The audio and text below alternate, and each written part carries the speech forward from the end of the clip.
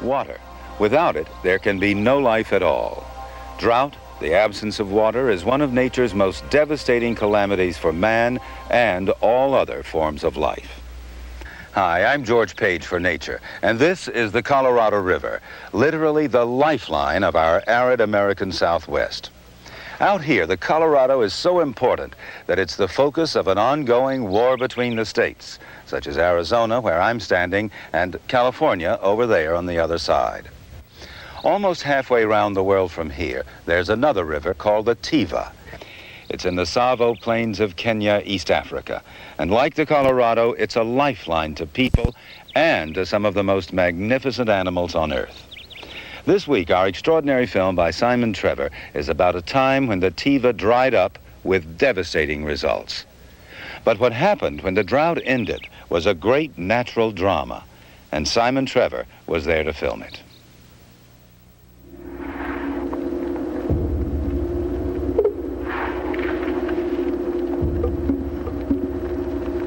The worst drought in living memory had devastated the Tsavo Plains in Kenya. Thirst could still be quenched along the Tiva River because water lay trapped in rock crevices beneath the sand. Older elephants had learned from previous droughts just where and how to find it. They dug holes with their feet and trunks, not an easy task in the dry sand.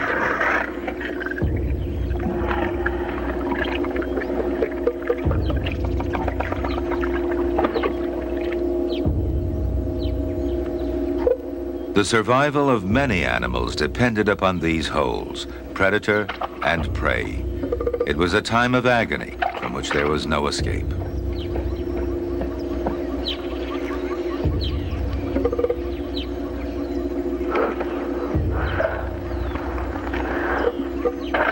The water level sank deeper and deeper. The calves were desperate to drink and always knocked sand into the wells, forcing the adults to dig them out again before they could drink themselves. Despite their own thirst, the adults always allowed the calves to drink first. As the drought dragged on, the older and weaker animals died, not from thirst, but of exhaustion, brought on by their search for food and the long journey back to the river for water. Then, at last, rain fell, but it was 60 miles away. The elephants disappeared overnight. Without them, the other animals had no means of finding water.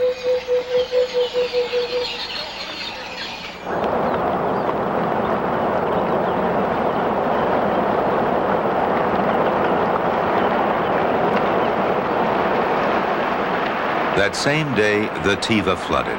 The distant rain had fallen at the head of the river.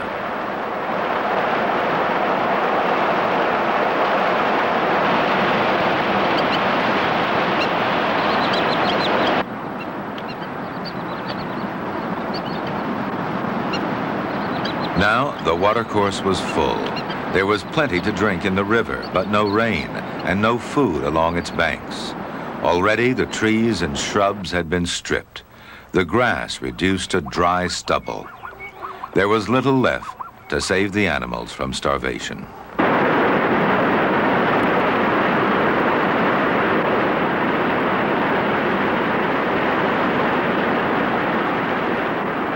Nearby, the Galana River flows from the foothills of Kilimanjaro. When the rains have been heavy upstream, it becomes a raging torrent by the time it reaches Tsavo. The flood overwhelms everything. Even the crocodiles must leave the water or be swept away.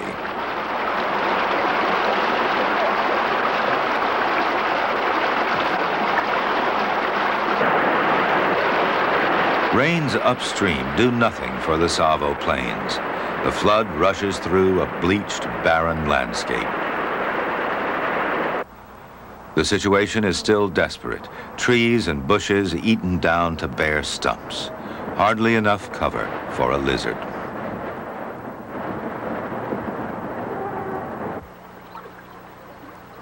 Nightfall brings relief from the heat. for those still living. Scavengers like the crocodile are the only beneficiaries from the drought. A crocodile cannot chew. Instead, it bites and spins until a piece breaks off. But if it does not break off, the crocodile must unwind or drown.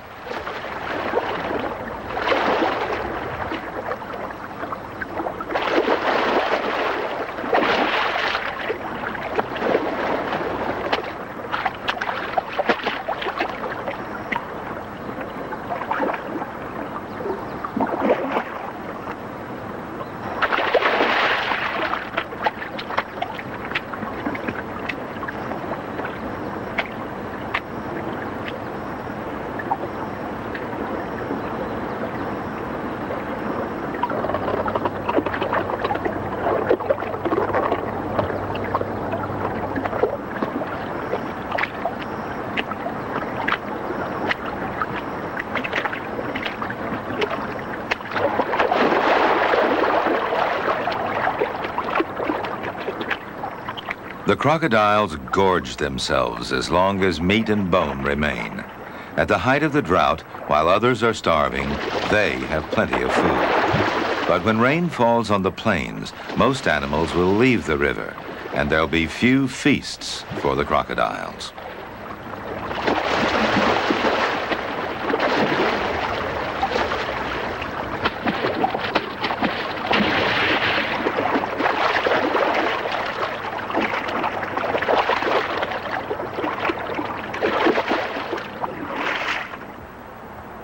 This depression was once a water hole and the center of life on the plains.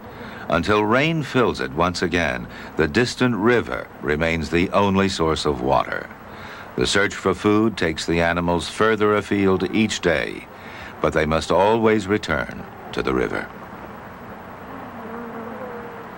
If the plover leaves her nest, the sun will cook her eggs within minutes. She must sit through the heat of the day, whatever happens to come by.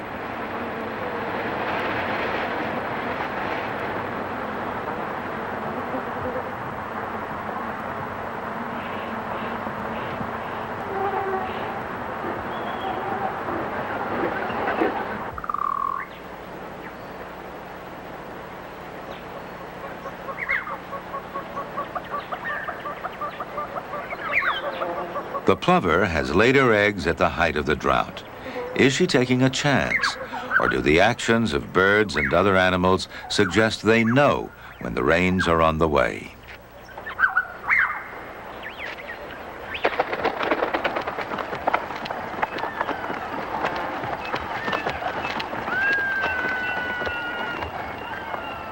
The agama lizard has been living in an old woodpecker's hole, but now a pair of wood hoopoes need it for their nest.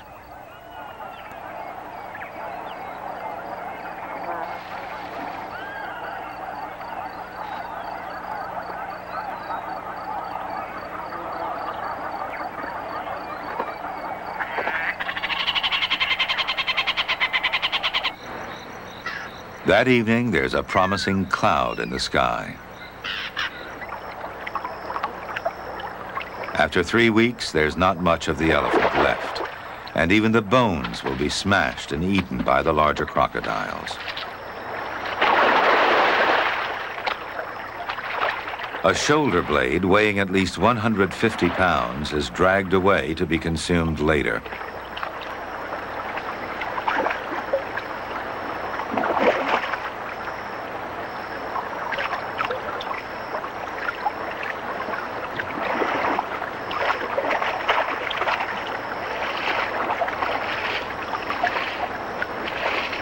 Finally, only the skull and tusks remain. Next morning, gathering storm clouds signal the end of the drought.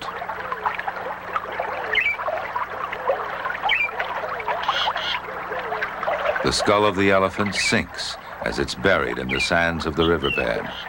The last trace of an animal that has survived perhaps 4 major droughts during its 60 years, only to die at the end of the 5th, just as life was about to return to the plains. Now there's a real change in the air. The plains are ominously quiet until the dust storm arrives, driven by a gale force wind.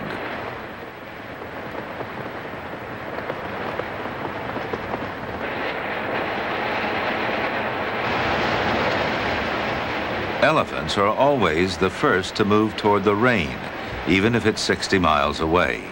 They can smell it, and they know that the water holes will fill up soon. The gathering rain clouds begin to obliterate the dust storm. Tree frogs appear suddenly from where no one knows.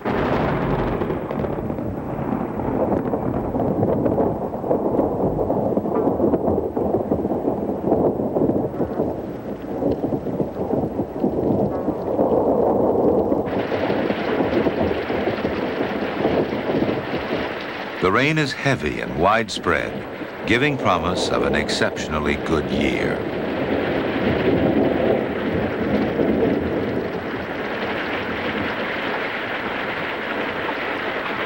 The rains came too late for this elephant, whose bones lie beside the trail it once used. Every elephant trail leads to a water hole.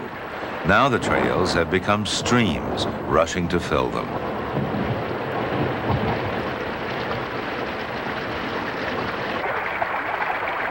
The storm has passed. In less than an hour, floods replace drought.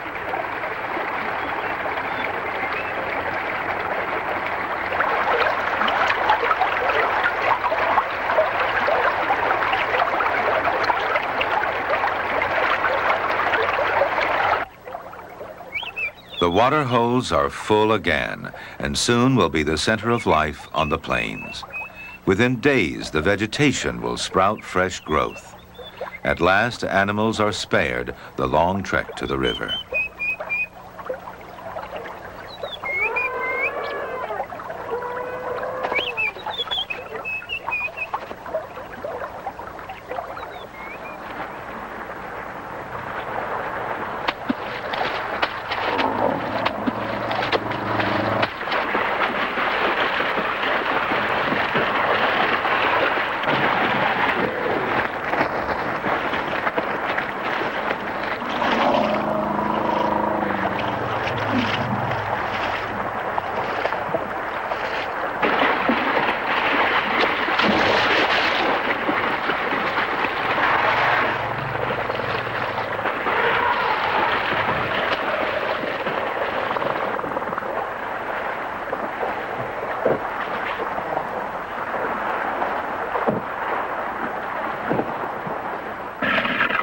The older elephants can rest now.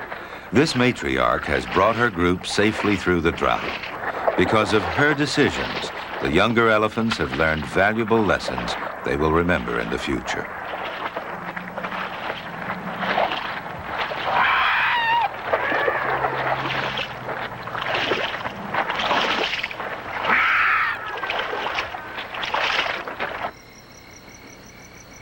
The evening after the first rain is like no other.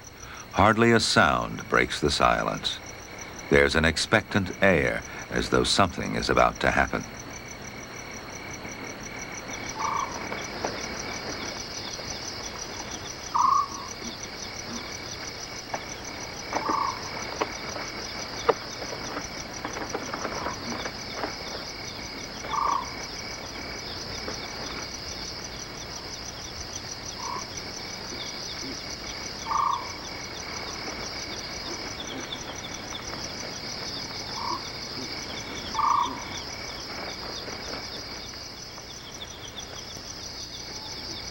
The giant land snail had buried itself at the end of the last rains, while the ground was still moist, using the leading edge of its shell. Then it sealed the shell entrance and remained underground.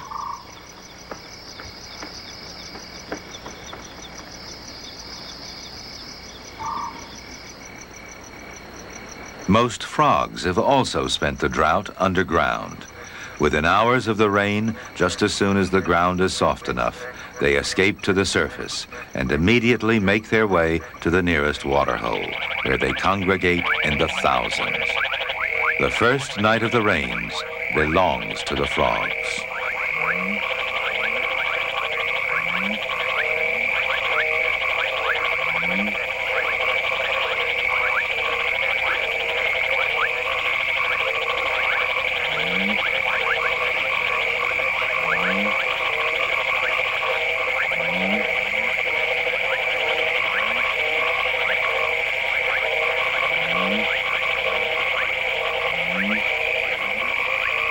The males make all the noise. They call by pumping air through a valve between the lungs and the air sac. Their aim is to attract a female and mate as soon as possible. Their offspring must have enough time to mature before the water holes dry up again. Reproduction is the frogs' first priority after the drought. Only when they have mated will they seek food. As more and more frogs arrive, competition grows. Each male tries to impress the females by outcalling his rivals.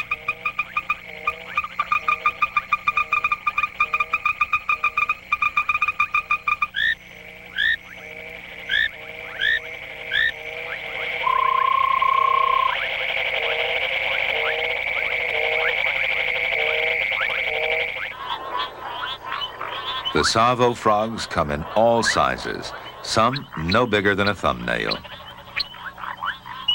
Enough of each species has survived to breed again.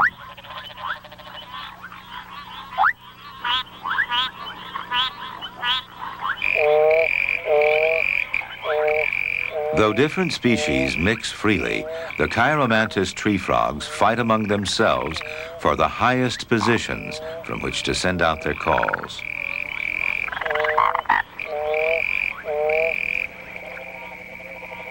The male giant bullfrogs, some almost 6 inches across, will not tolerate the intrusion of another male.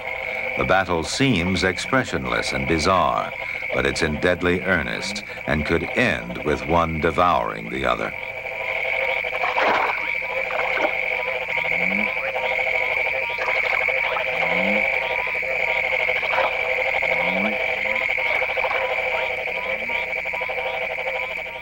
The females are silent. When they arrive at the water hole, the males redouble their efforts.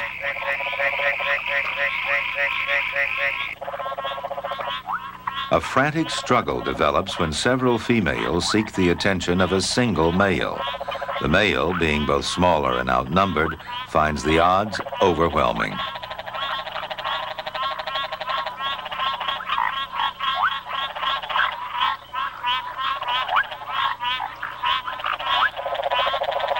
The male manages to break free.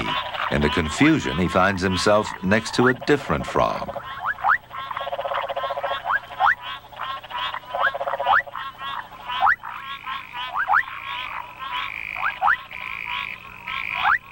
Soon he's calling again, and the females are ready and waiting.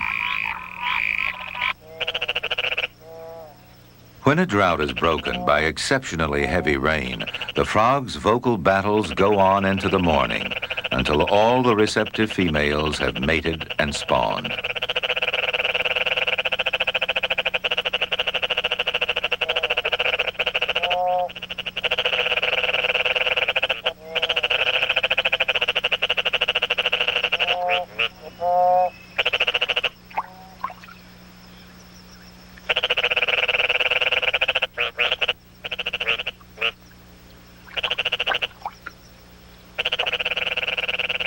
Thousands upon thousands of eggs are laid during this first night and early hours of the next morning.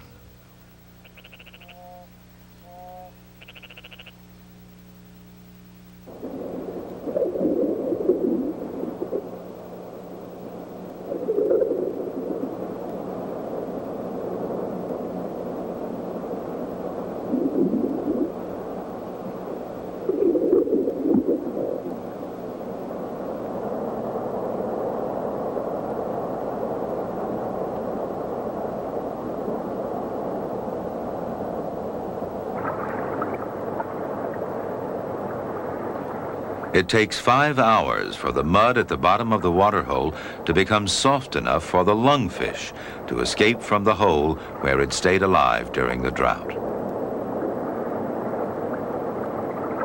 Soon after the lungfish emerges, the first of the bullfrog tadpoles hatch, less than 1 day after spawning.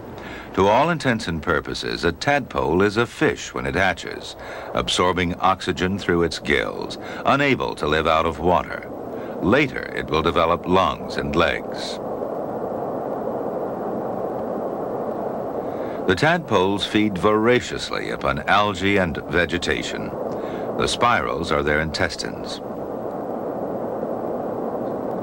Tadpoles that die are quickly devoured by the others.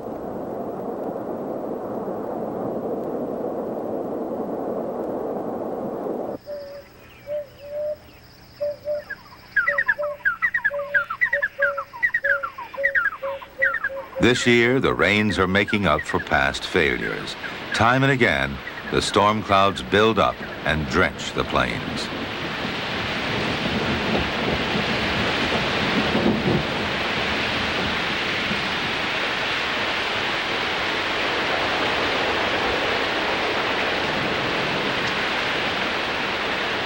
Seeds that have lain dormant for years sprout at last.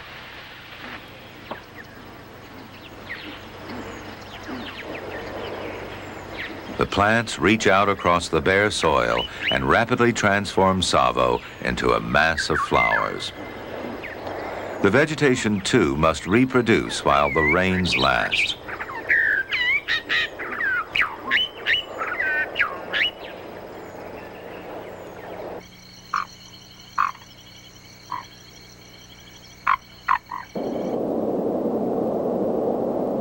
In water holes across the plains, the tadpole population is adjusting to the realities of life.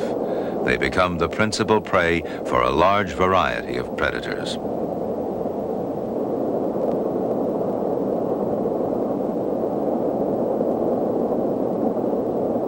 Pound for pound, the lungfish probably accounts for the largest number of tadpoles.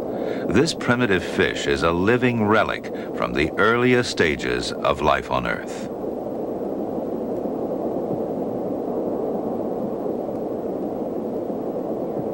"400 million years ago, this fish developed lungs and rudimentary legs, then evolved no further.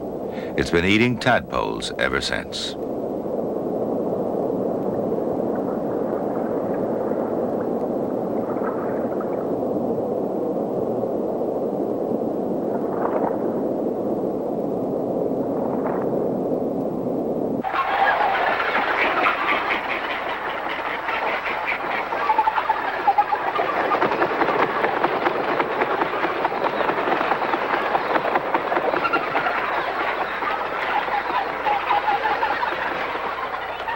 The tadpoles are preyed upon from above as well as from below the surface. The black heron has a particularly ingenious method of catching its prey. With its wings, the heron creates a patch of shade, which unsuspecting tadpoles might welcome as shelter from the surrounding commotion. Little do they realize that the beak of a sharp-eyed heron is poised directly above them.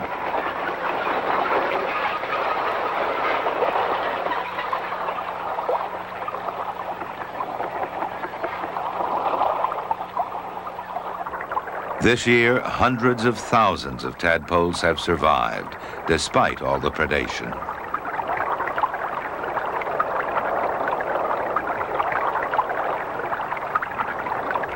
The giant bullfrog tadpoles are about 3 inches long. They've already developed lungs and are breathing at the surface. They will soon leave the water.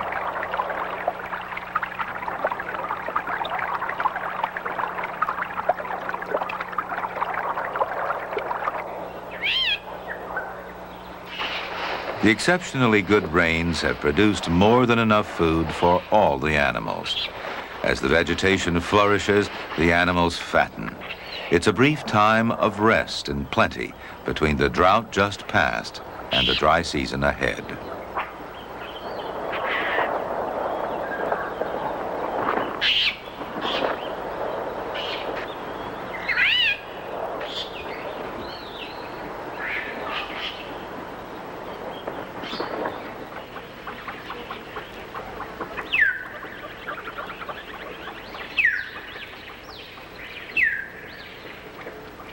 One of the strangest plants in Tsavo is hydnora.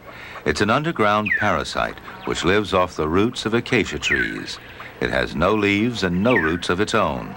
Only the flower is ever seen above ground, and it attracts beetles by emitting a strong smell of decaying meat. The beetles are trapped inside for 2 days. In their attempts to escape, they pollinate the flower, ensuring the survival of hydnora.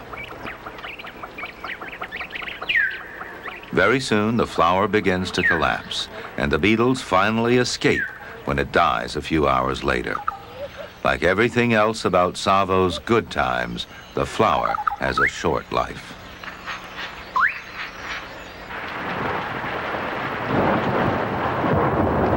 It's not often the rains go on for more than a few weeks, but when they do, the whole of Tsavo benefits.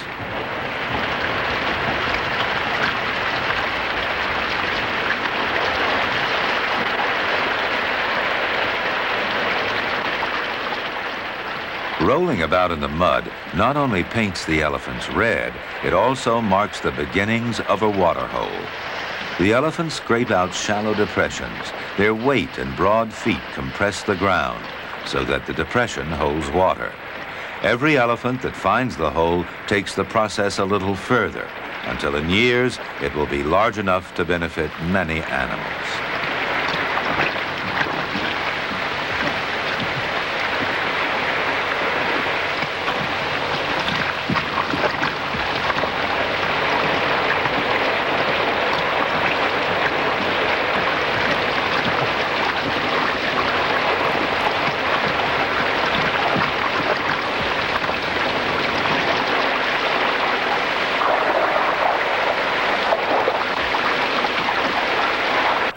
The saddle-billed stork hunts along the edge of the water hole, searching for young frogs leaving the water.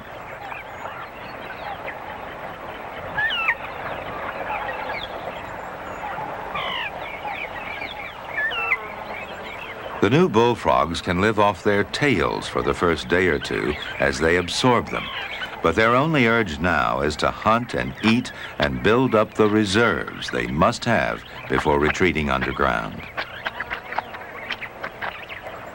After today, they'll feed by night and shelter from the sun by day.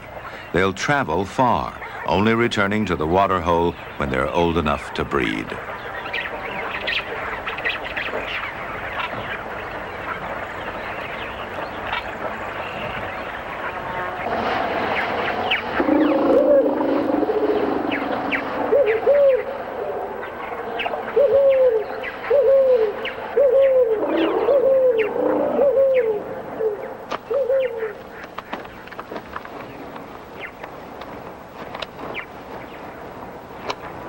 The world's largest land animal also needs vast amounts of food. During such good times, one might expect the elephants simply to fill their stomachs and spend the rest of the day at leisure. But in fact, elephants spend as much as 19 hours a day feeding, regardless of season.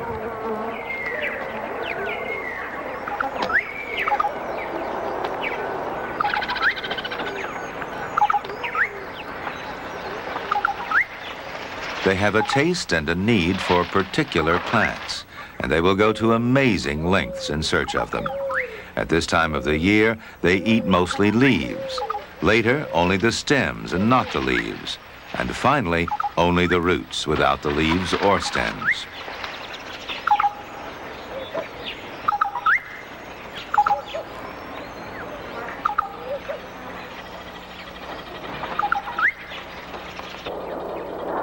Every matriarch learned during her long childhood just where and when the essential plants are available. Now she leads her herd to those special places in search of that particular morsel.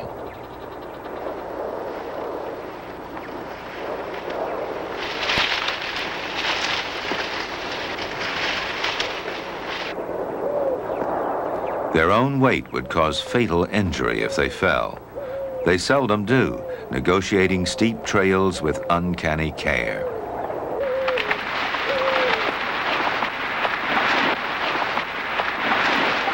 Going down, as anyone who has climbed a mountain knows, can be harder than going up, especially if you weigh 4 tons.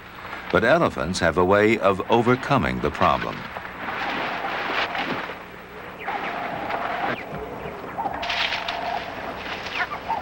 It's undignified, perhaps, but most effective.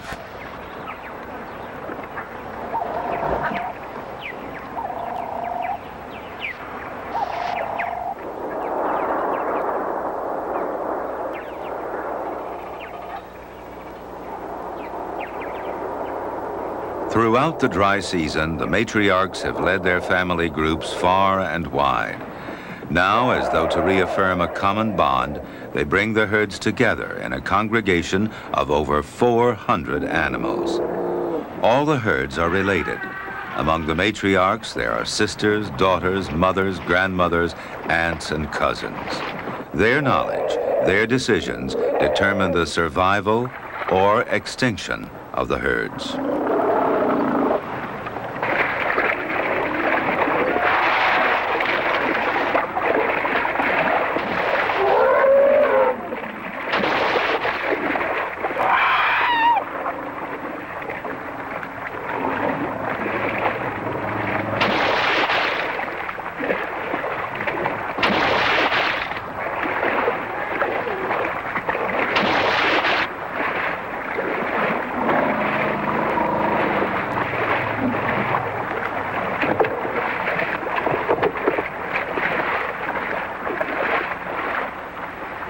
The calves are very carefully looked after by every animal in the herd. There's no real danger of them being trampled in the crush.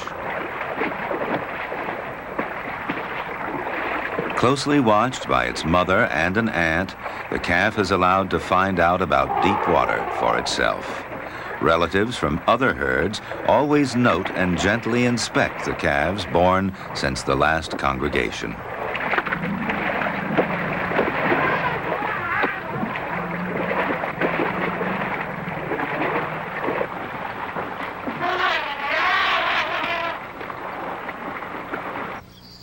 With the rains likely to end soon, bullfrogs embark on a frenzy of feeding. This may be the last chance to take on reserves before they must bury themselves for the dry season.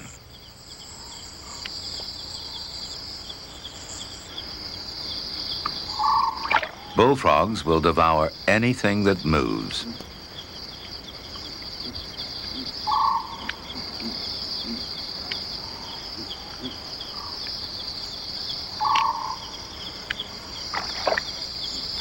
Another movement catches the frog's attention, and the mouse is saved.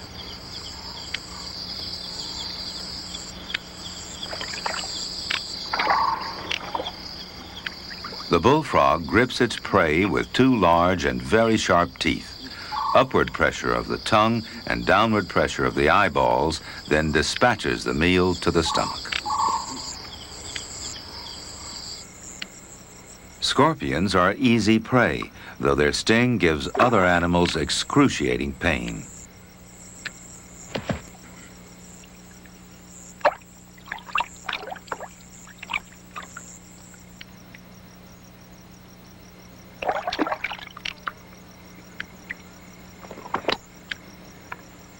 A giant scorpion, almost 6 inches long.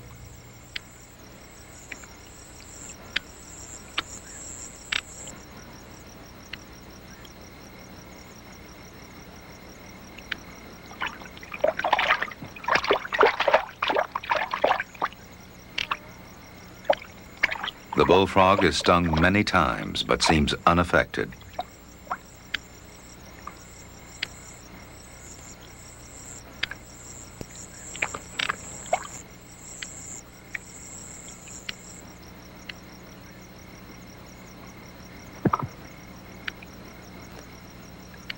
The centipede is even more unpleasant than scorpions. In fact, it even eats scorpions.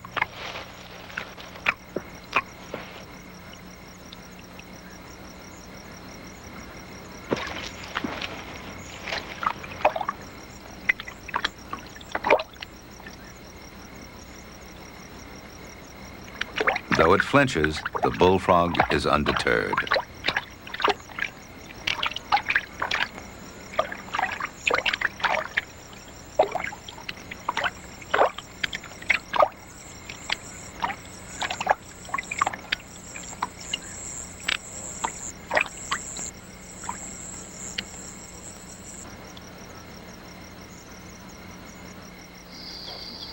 Burrowing bullfrogs are a sure sign that the good times are coming to an end.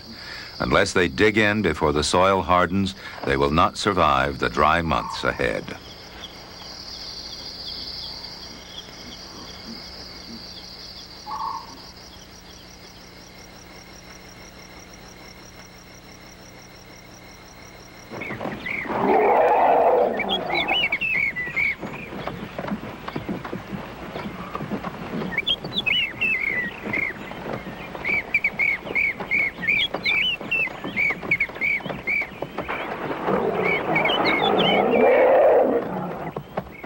When a female elephant comes into season, the males, who otherwise live apart, are attracted to the herd by her condition.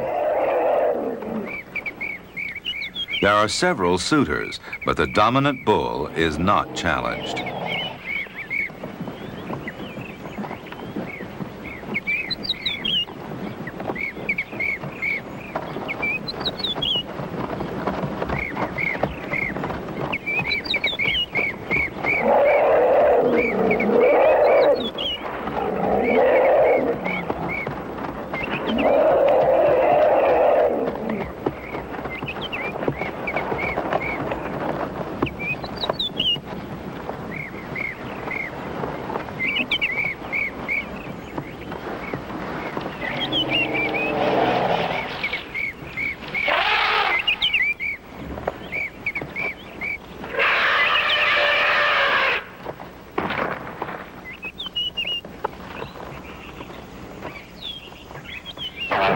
The small cow is extremely agitated by the presence of the bull with a broken tusk, but he is not interested in her at all.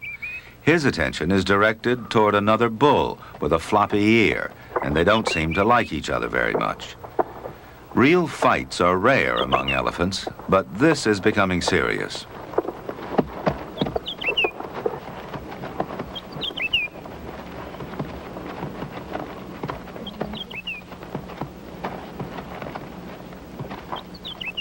It looks passive, but each bull has grasped the other's tusk and is straining to raise his opponent's head for a lethal stab in the throat.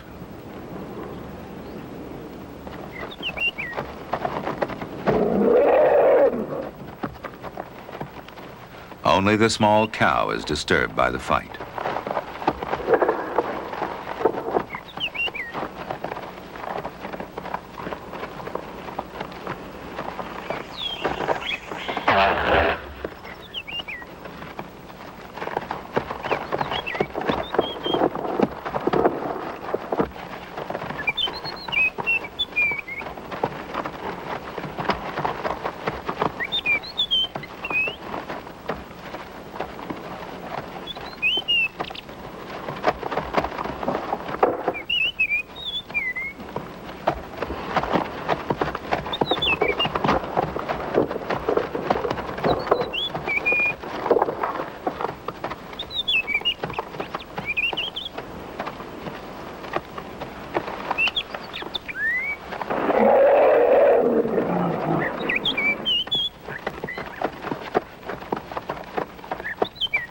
The bull with a broken tusk withdraws from the contest.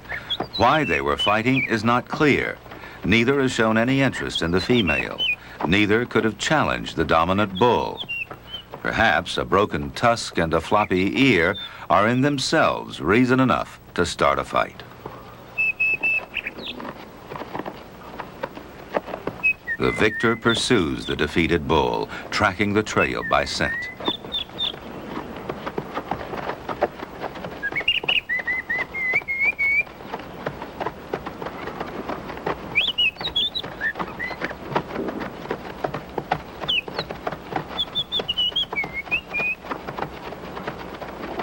Four hours later, the chase was still on.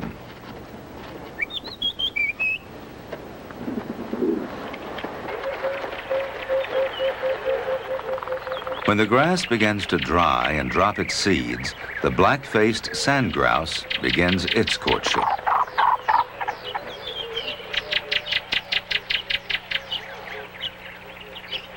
The female sits motionless on her 3 eggs, concealed from all eyes by her natural camouflage.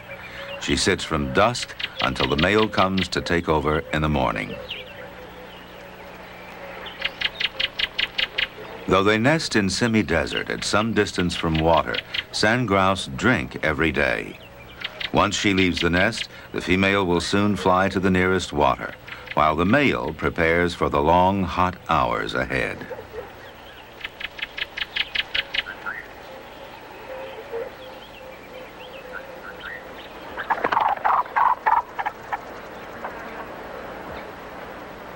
The pulsating throat motion is called gular flapping.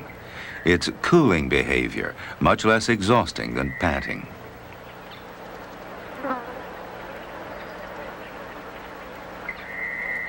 Soil temperature at the nest often soars to 130 degrees Fahrenheit by early afternoon. The male raises his feathers in another effort to keep cool. It will be 21 days before the eggs hatch.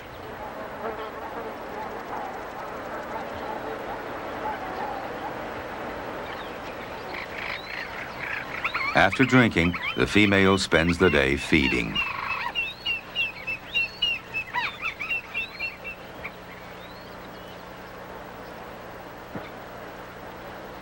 In the late afternoon, when the temperature has fallen sufficiently, the male leaves the eggs, which are then left unattended until the female arrives for the night shift.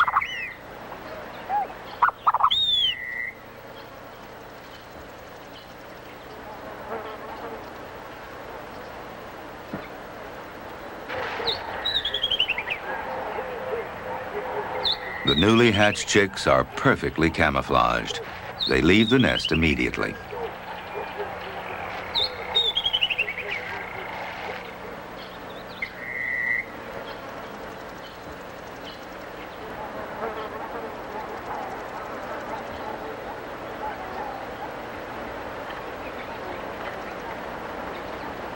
Like all game birds, sand grouse feed themselves from the moment they leave the egg. Both adults look after the chicks.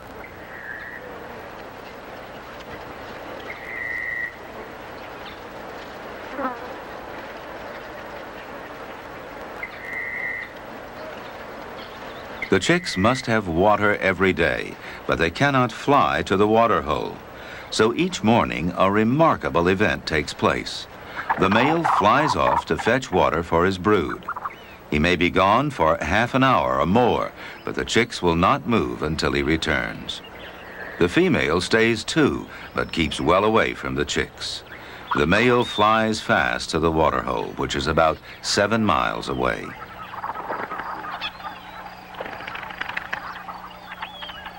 Predators, such as the lanner falcon, must be avoided on the way.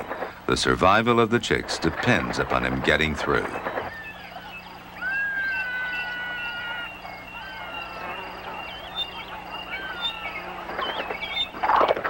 Sand grouse have a unique way of carrying drinking water back to the chicks. When wet, the downy parts of their belly feathers expand and absorb water. Weight for weight, the feathers hold twice as much as a sponge. No other bird capable of absorbing water in this way carries it back to its chicks for drinking. In fact, most birds' feathers are designed to repel water, not collect it.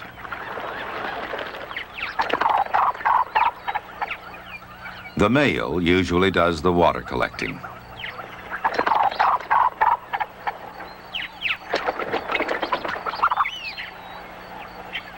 Perhaps this female has lost her mate. Now she collects water to keep her brood alive. The distance between the nest and water hole is critical. If it's too great, the water will evaporate during the flight.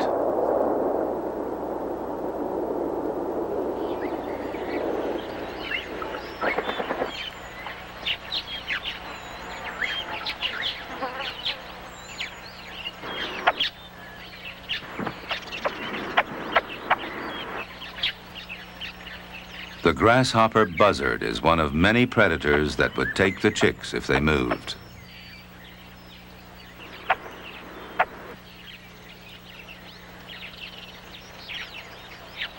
Though the precious water is evaporating, even a pygmy falcon, smaller than the sand grouse, represents danger.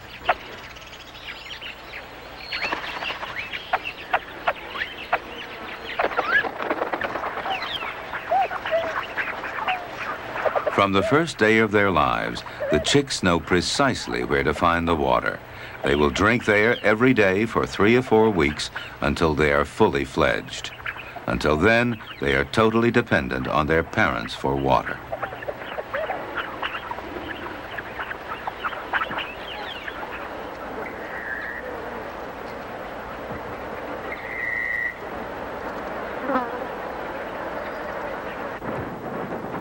The smaller water holes dry up first. Soon only the larger ones remain. Hundreds of elephants each take 40 gallons a day, and much more evaporates in the heat as the dry season sets in.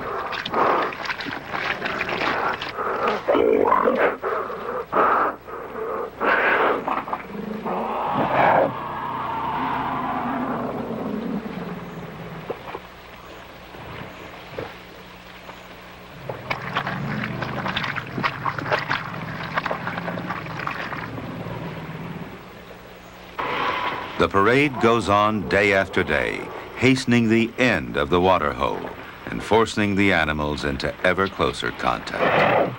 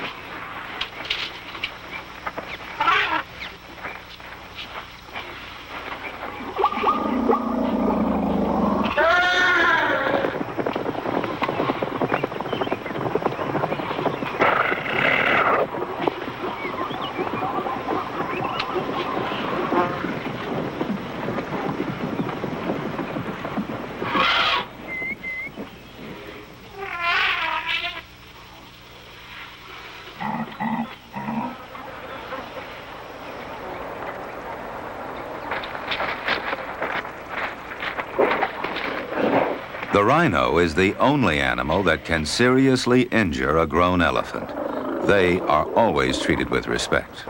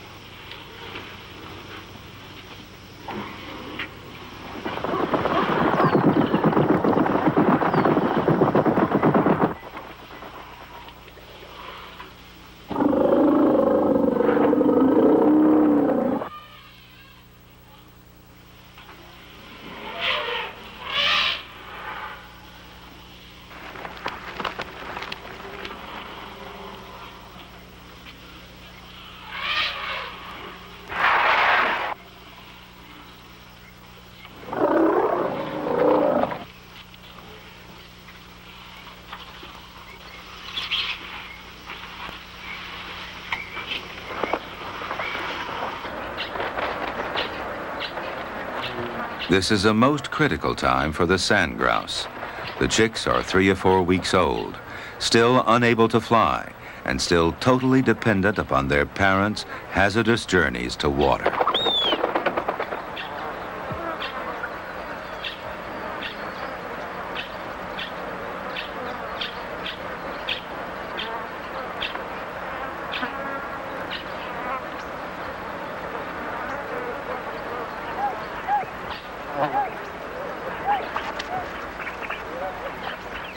The growing chicks need more and more water. On especially hot days, they're frantic, and a second flight to the water hole often is necessary.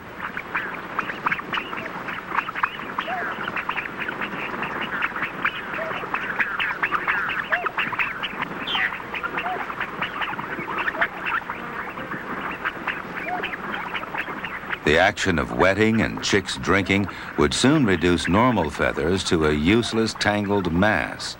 However, sand grouse belly feathers spring back to their original shape.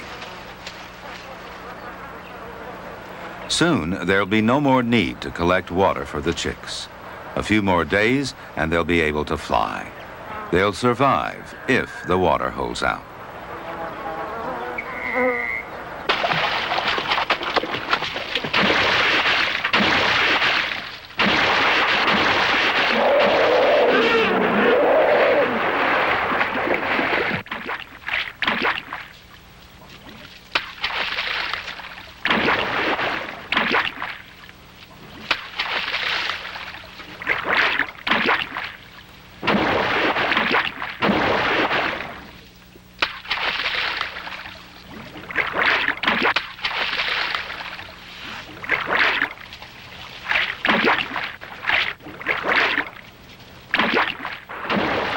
It's the elephants that finish off the water holes by churning them into mud wallows.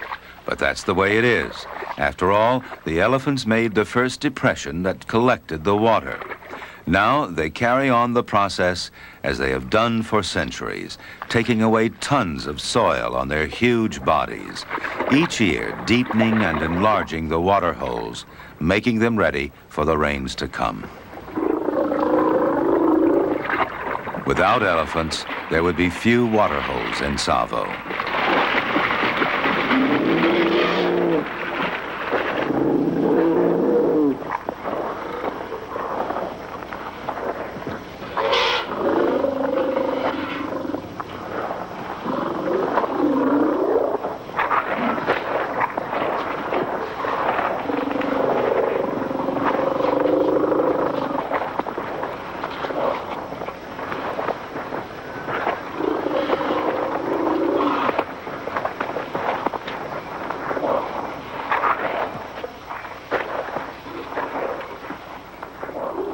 The water holes dry up long before the vegetation around them is finished.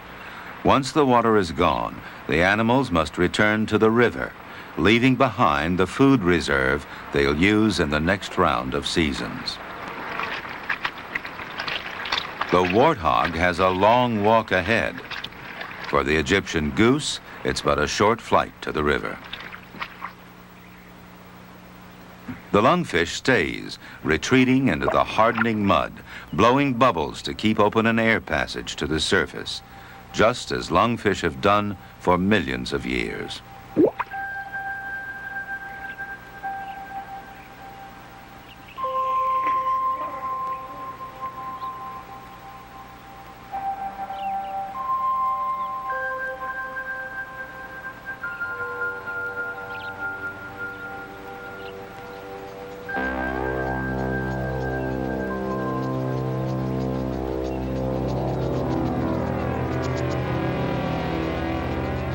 The animals are gone. The lungfish, the snails, and frogs are underground. The water hole is dormant, waiting for a distant roll of thunder to signal that the rains have come again.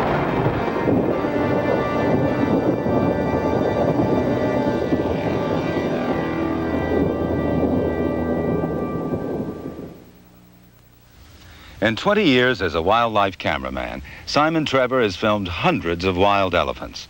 But there's one in particular he will never forget. It was the day he was attacked by a very angry female and literally taken for a ride in his bush wagon. Trevor says her tusks came right through the side of the vehicle just behind me. Then she picked it up with me still inside, hanging on for grim death, looking down onto the hood. When she picked me up a third time, I managed to start the engine, and she suddenly let go, he says. Despite his close encounter, Trevor, who was once a game warden in Kenya, has a special admiration for elephants and has devoted much of his life to protecting those magnificent animals. I'm George Page for Nature.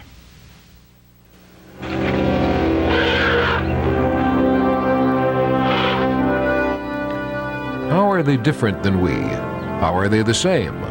Stay tuned now for an enlightening look at the little people, next here on 11.